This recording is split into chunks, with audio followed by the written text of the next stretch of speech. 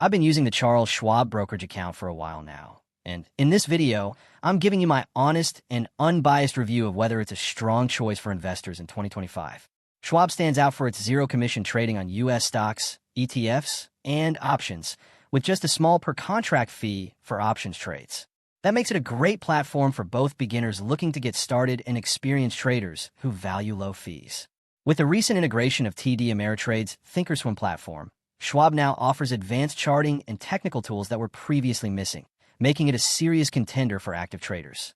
You also get access to a broad lineup of investments, mutual funds, bonds, futures, and more, along with in-depth research tools and 24/7 customer support. And if you prefer face-to-face help, Schwab has hundreds of physical branches nationwide. That said, there are a few drawbacks.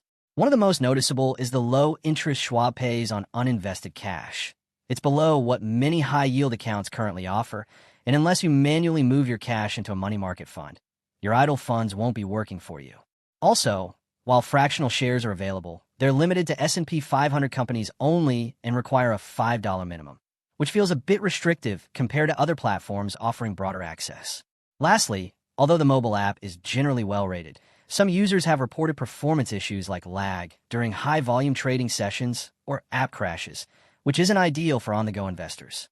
In summary, Charles Schwab remains one of the top brokerage platforms for 2025 thanks to its low fees, strong educational content, and wide investment offerings.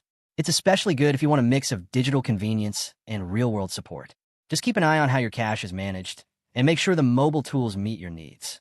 If you found this review helpful, please support the channel with a super thanks, and don't forget to subscribe for more honest reviews. See you in the next one.